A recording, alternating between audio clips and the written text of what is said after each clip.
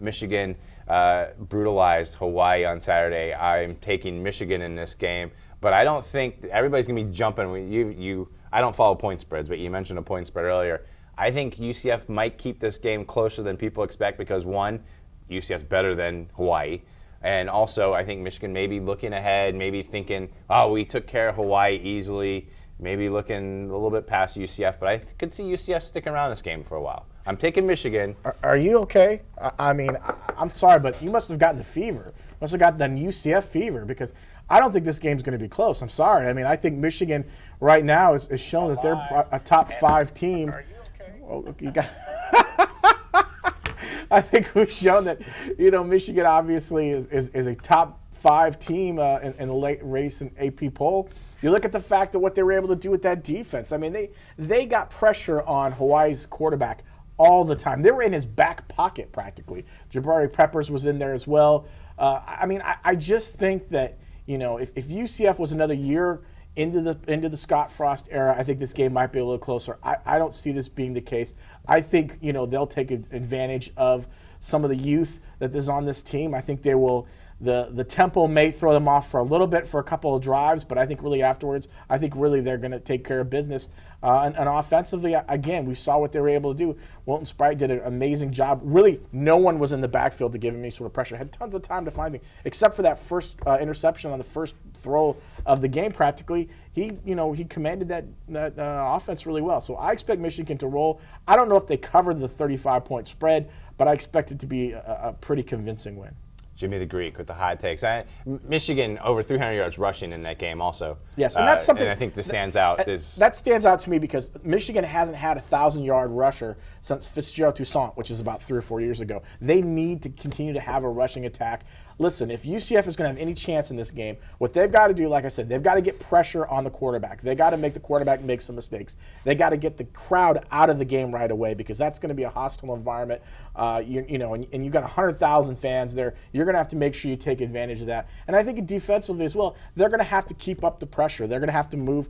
They're going to have to, make sure that they do some different fronts, make sure they have some different looks. Offensively, they got to be able to establish the ball when it comes to the running game. They got to move the ball downfield and no turnovers. They can't turn the ball over. And you've already been corrected. Fitz was 5 years ago when he was leading in rushing. 5 years ago. So Okay, 5 years. 5 years ago. So he was the last Facebook on 1,000-yard rusher, running back to rush for 1,000 yards. And Denard Robinson had obviously a big setup as well. But that is actually what's going on. So I think, again, as much as you'd like to see this being a close game, I think Michigan takes care of business. It should be the biggest crowd UCF has ever played in front of us. Oh, yeah, and it's a great opportunity. The Ohio State one. Listen, this is a great opportunity for this UCF program to be on a noon kickoff, to have ABC game, to have that kind of crowd and exposure. This is great for Scott Frost. So kudos. I think it's going to help them out as they move forward, especially with recruiting, because kids are going to see that and think, man, I want to play for that school.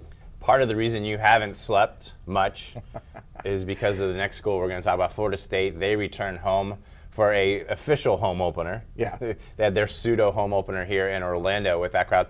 They host Charleston Southern Saturday, 12:30 on the ACC network. I'm taking Florida State in this one, as I'm sure you are also. But this is the test from Florida State in this game. How do you bounce back from an emotional win, from the big comeback against a team that you're going to be ranked, not ranked, but expected to beat FCS team, a ranked FCS team is where I was going with that. But at 12:30 start, it's early, it's kickoff. I think the thing to watch here will be that Florida State team that struggled to start against Ole Miss on a Monday night on a national TV. How will they start this game at home, 12:30 start, coming off that Ole Miss victory on Labor Day? Yeah, and I think one of the things to watch out for, as you mentioned, is it's a short week. Again, you have to kind of move things up a little bit. You have to change up how you normally want to do things. Coaches don't like to do that. Coaches don't want to have to make adjustments to their schedules. They like to keep a routine. So that's going to be something that Jimbo Fisher is going to have to work on. Also, you're facing a team in Charleston Southern, which uses kind of that option offense. It's a little bit of a challenge, to make sure that you can stop the quarterback, make sure you can get your defense ready to attack. I think they struggled a little bit in that first half, as you mentioned, against Ole Miss. Florida State's defensive line did. They didn't get any pressure on the quarterback, didn't get any pressure on Chad Kelly. It wasn't until the second half where it looked like a totally different team where they came out and they were able to take advantage of that, get to Chad Kelly, force some mistakes, force some turnovers. They have to do the same sort of thing against Charleston Southern. I don't expect there to be much of a letdown. I think DeAndre Francois will come out and do what he has to do. I expect Dalvin Cook to probably have a bigger game on the ground than he did against Ole Miss. I think he could probably maybe easily put that 150 yards on that ground. Jameis Winston busy this weekend, so he won't be available for a halftime speech. I don't think he'll need Jameis. I would hope you don't need Jameis. Don't need Jameis in at his halftime speech. But again, one of the things I think it's going to be interesting to see what Jimbo Fisher's done a great job. You mentioned Jameis Winston. When Winston came in his first game against Pittsburgh and had that great outing, it was all about how do you really kind of contain those expectations. You don't want DeAndre Francois to get too big of a head. People are now talking about him, saying what a great job he did. People throwing him in the mix possibly for early Heisman Trophy consideration. So I think you have to kind of make sure that you do a good job of making sure he doesn't get too much attention, doesn't become too big-headed, and make sure you go out and do what needs to be done and get the job done. I don't think he's going to let that happen. Jimbo Fisher's done a good job with that in the past. Saturday afternoon, you'll be at Gainesville for Florida-Kentucky, 3:30 kick on CBS. The last time Kentucky beat Florida was in 1986, and I'm going to take us down memory lane to that day, November 11th, 1986. Roll the video. The number one song back on this day, or that day in 1986, when Kentucky last beat Florida. It should be on its way up there for everybody. I'm not going to sing it. Why not? But 29 years since, while we're waiting for us to queue up, since Florida, there it goes. Since Florida lost to Kentucky, it happened almost a couple times since then, but it's been blowout since. Here's your number one song. It was Amanda by Boston. Wow. Do you remember that one? Yeah, I was. Do you remember this show? We're not commenting on this show. I was 14 years old in 1986, so as you can imagine, I was around that same age. I was 13. That was the number one show, and the number one movie was Crocodile Dundee. Yeah, sure. Yeah, What happened? Remember this scene? What happened to Paul Hogan? Was I the only one? You had to use this line when you were at school, right? Give him your wallet. This was like the tagline of the whole movie. Got that a I'm knife. talking over here. No, I don't remember this very well. Nice. It's so long ago. That's the last time Florida beat. That's the last time Kentucky beat Florida. Like I said, 29 years. It's one of the longest streaks. Longest streak, of course. 43 consecutive wins for Notre Dame over Navy. And coming into this game, I don't see the streak ending. Kentucky coming in off a loss to Southern Miss. Southern Miss outscored the Wildcats 27-0 in the second half of their opener in Lexington, Kentucky. Florida didn't look so great against UMass, but the streak will continue. 30 years for Florida after they beat Kentucky on Saturday. I'm going with the Gators, and I'm going with the Gators suffered. With UMass was, on the offensive side of the ball, offensive line really didn't get enough of a push up front. Wasn't able to really kind of help establish a running game. I think Luke Del Rio looked good at times. I think he was able to find some receivers, but other times he missed some guys. He missed some guys on overthrows, missed some guys who were out in the flat. They missed some big plays. That's what Jim McElwain said after the game. You got to have those big plays in games like this against teams like Kentucky. On the defensive side of the football, there was almost zero push up front to get into the backfield to cause disruptions. The UMass quarterback looked like a star SEC quarterback, throwing some big plays down the field. They need to get pressure on the quarterback. They need to be disruptive. We know their defense is one of the best, always going to be a big factor for them. I think offensively, if they could score some points. Listen, Kentucky's going to come in this game wounded. They're going to come into this game with a chip on their shoulder because of what you mentioned, because they have the long losing streak, and because they lost that game against Southern Miss. They lose this game, it's bad news for Kentucky. I mean, if you're talking about bowl chances moving forward. So they want this game badly. I think Florida wins, but I think this is a close game. I think that because I think Kentucky really wants this game and wants to show that they're a better team than they are. If you're watching on Facebook Live, feel free to ask a question at any time, and we will address it, but we'll move on with the picks.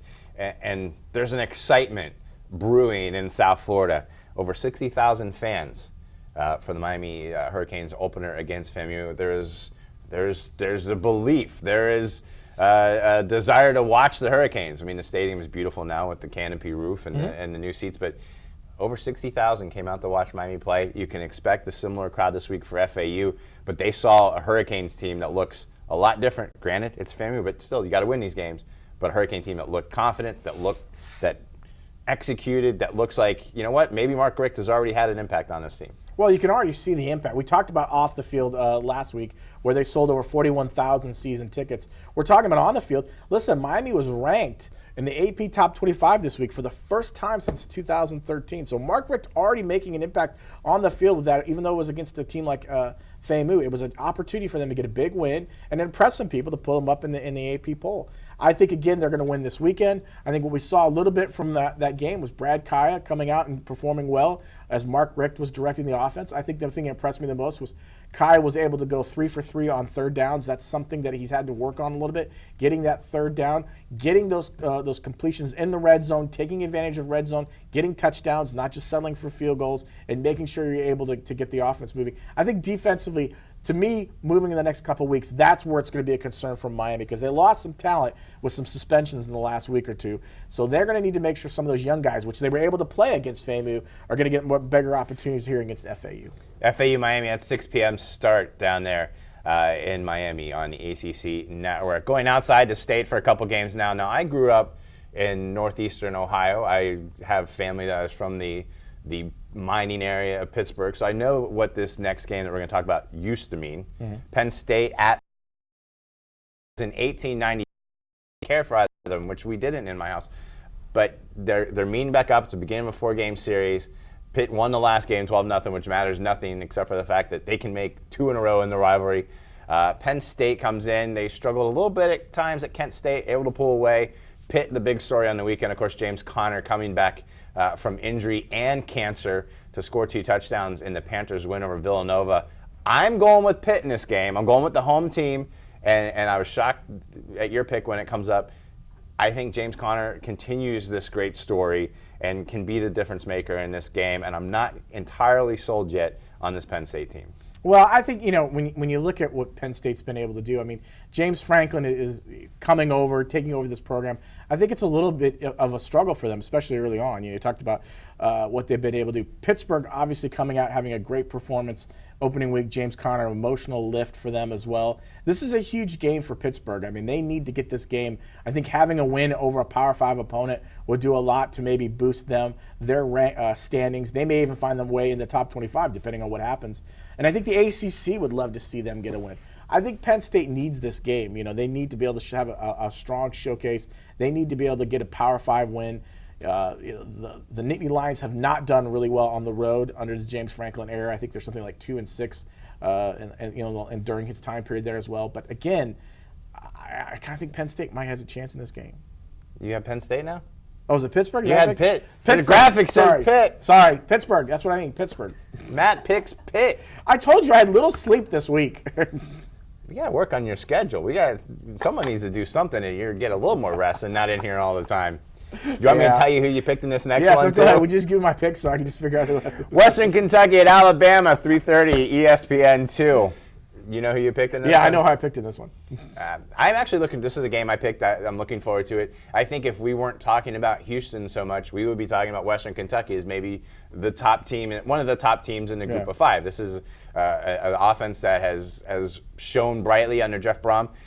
New quarterback in Mike White, but an offensive line that returns all 5 starters. They have 2 great receivers, a running back returns. Some holes on defense, but defense has never been a thing that Western Kentucky worries about. They've topped over 500 total yards 20 times since 2014. They're not going to beat Alabama, but they may give Alabama more of a game than USC did. I'm curious to see how Western Kentucky does against Alabama. Alabama coming in off their big win.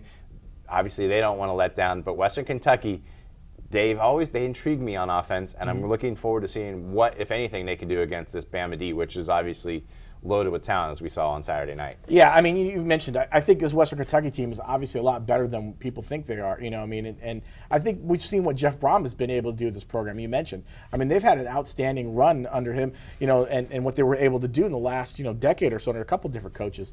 I think they'll give them maybe an early challenge. I think, former USF quarterback Mike White, who transferred up there, is playing for Western Kentucky, gives them an opportunity. But I just think Alabama's way too much. I mean, what we saw in those 3 quarters in Alabama against USC was probably some of the most impressive football we saw this weekend. Jalen Hurts, the young freshman quarterback, was outstanding. Really never felt any sort of pressure whatsoever from USC's defense. Was able to take advantage of that. Scored a couple touchdowns through the air, a couple on the ground as well.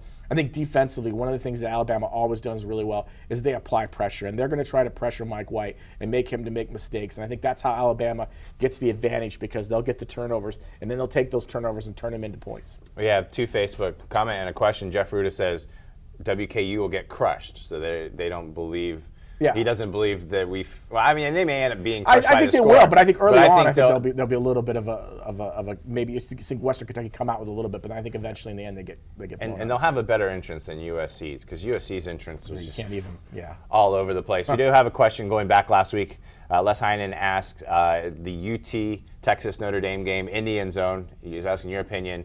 Was it targeting? Yes, it was. It was targeting. It was a blown call by the officials. I mean, that was the definition of targeting is. I mean, the defender, the NCAA would have seen them. That's a 50. Would have gone back to 8. That they get everything right, because moving forward, this is the most important thing that these conferences could do, is make sure they get the calls right on the field when they get the opportunity. And you can't let big calls like that slip through the cracks. No, especially when, as you said, you've created the infrastructure and designed the rules go on being able to check this, to be able to make sure you get these things right. The whole point was this year was to make sure that they could stop the game and say, okay, the officials on the field missed it. We caught it in the replay booth. We're going to make sure that we get it right, because we don't want someone to come back later. And look what happened. A day or two later, everyone's still talking about this. Was it targeting? Was it not? It was targeting. Through and see, is it a clean hit? I believe it's targeting. If you had some extra set of eyes on it, we could have taken a look at it as well. I mean, listen, it knocked Hunter out. I also want to say this. I was really impressed, not to get off subject, but I was really impressed with the training staff, the way they handled that situation, because you saw several times in the game, Hunter wanted to get up immediately, and they kept him on the ground. And that's the new protocol, is to make sure the player doesn't get up and to make sure they checked him that there's not a concussion. And they got him off the field, and they did that. And to me, that wasn't talked about enough, how I commend the training staff for being able to do that, because that's the kind of thing that keeps kids from having those kind of issues. Facebook Live question. We have another one from Greg Crease. He wants to know, Matt, how much fun would you say it is covering a big game that ends close to midnight? It's really fun. Thanks for the question, Greg. I'm sure you understand why.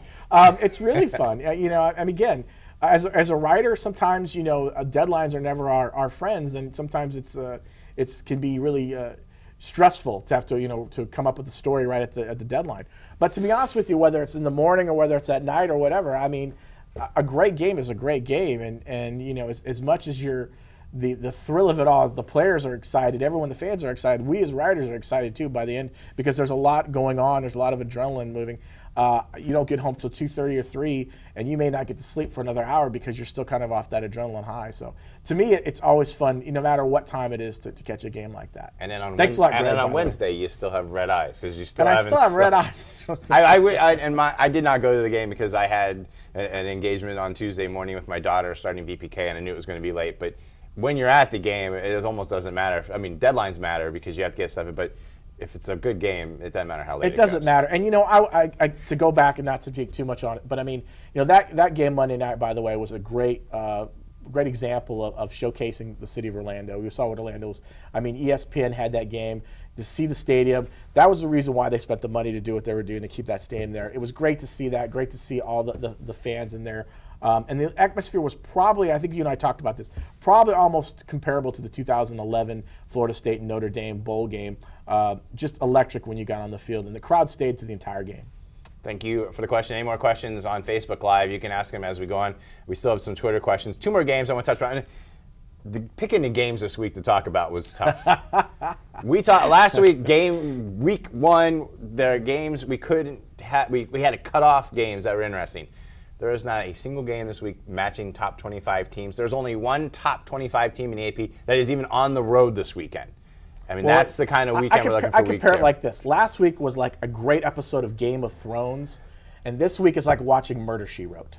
Okay, that's basically what we're going at, because it's just excitement level to that right now for this week. I've never seen either of those 2 shows, so you've lost me entirely. I can't believe it. Come on, you just showed the Can Cosby you put it in like Show. 80s? Is it like last week was Cheers and this is like night court by the third bailiff, maybe? Yeah, Because probably. there might still be some funny moments, I'm but trying it's to just get not funny. You've just lost your entire audience. I'm trying to get the younger kids involved.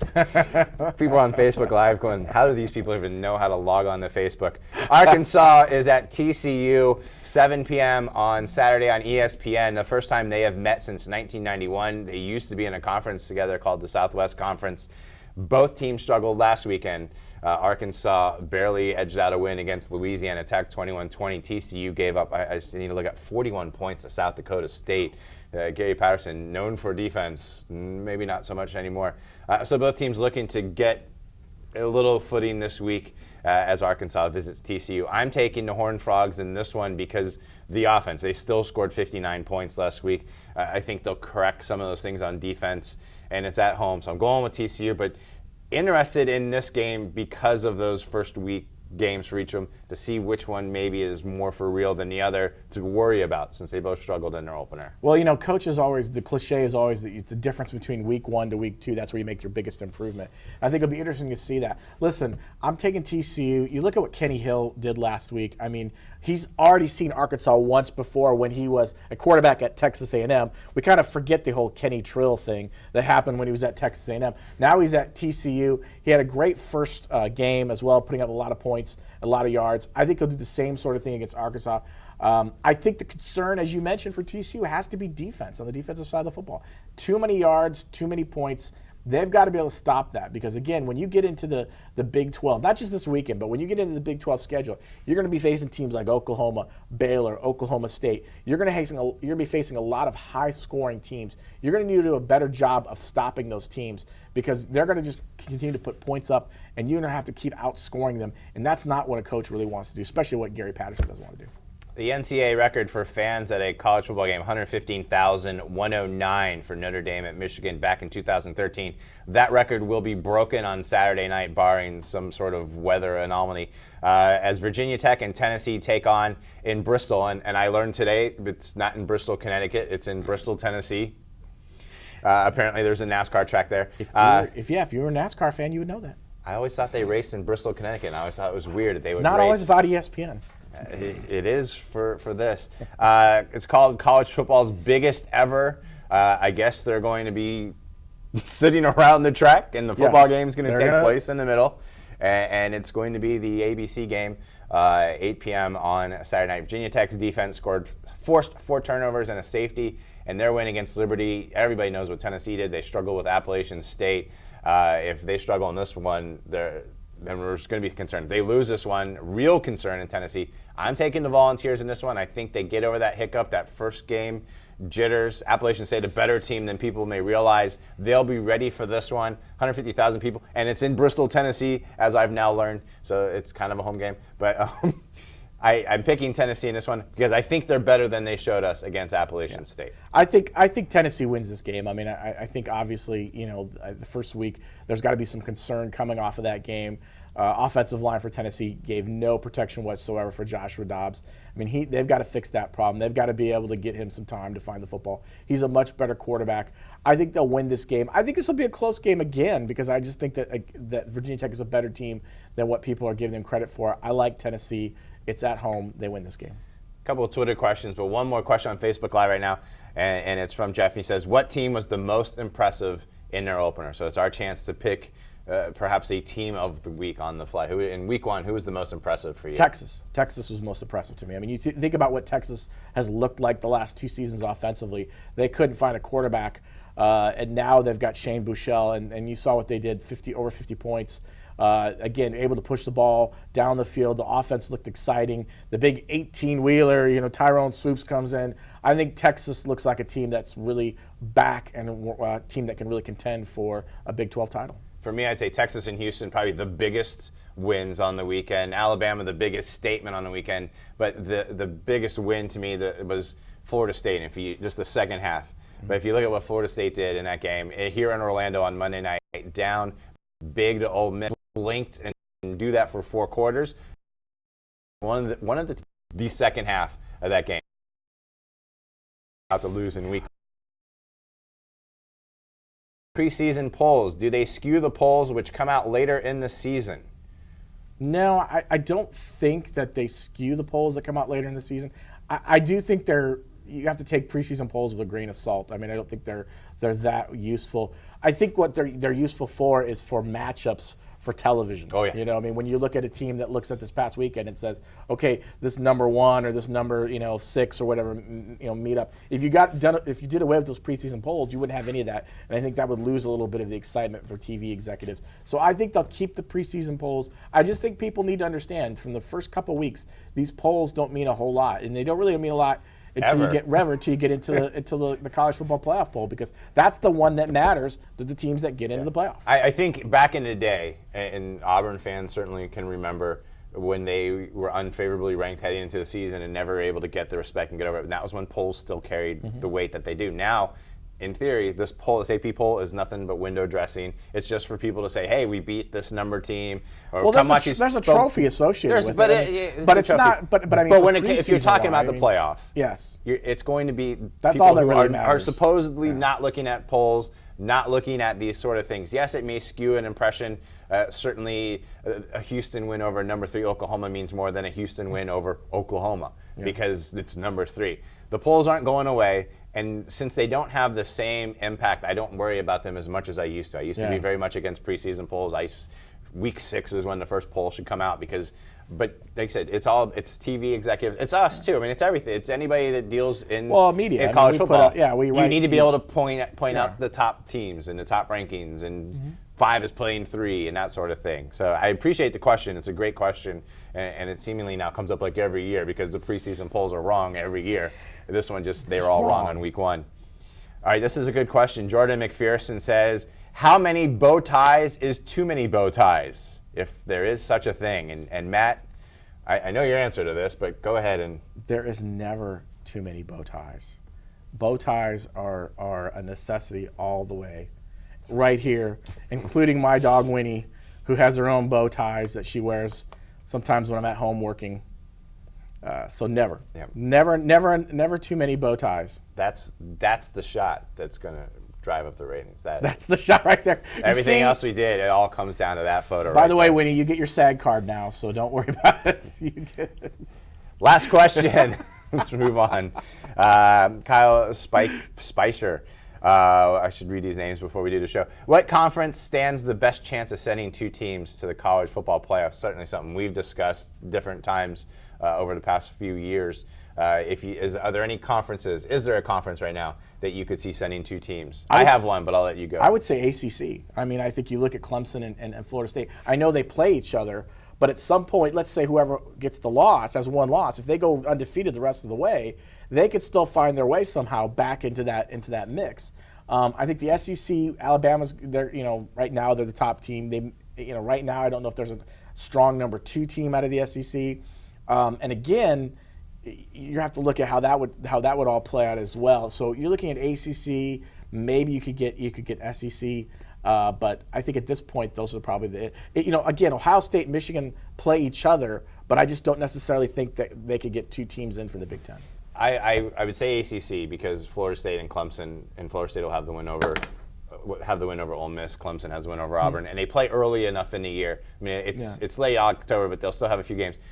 Ohio State and Michigan could both end up being 2 teams in the top 4 when they play at the end of the season. Ohio State, if they knock off Oklahoma, you certainly would have made their statement. Michigan looks like a team that could make their statement, but they play the last week of the season before the playoffs, and one of them won't make it into the title game. And so while the same thing is in effect for the ACC, the team that loses would still conceivably have a chance to still make a few statements out there. We saw it back in 2007. Ohio State, but because of when they play each other, if Ohio State and Michigan are undefeated, I don't think the loser can bounce back and still make it in the playoff. Depends on what happens across the board. If you have a bunch of 2-loss teams, then perhaps. But the ACC probably the best chance, and I would say the Big Ten with a secondary chance based on what happens across the college football landscape. Yeah, and some of that was being brought up because the idea that if Houston were to somehow get in the playoff, that would prevent a Power 5 school from getting in, and there's a possibility. There could be 2 teams from one conference. I think if someone gets left out, we've seen it last 2 years, but if you get 2 Power 5 conferences left out, I think then you'll start to see a little bit more of momentum moving towards the idea of expanding the playoff, even though they keep denying it. But I think people will definitely be like either going to a 6-team or an 8-team playoff, because I don't think it's a conference like the Big Ten or the Big 12 or the Pac-12, Big 12 doesn't want to be left out more than a couple of years in a row. And a final question, I'm going to type one on Twitter real quick for you.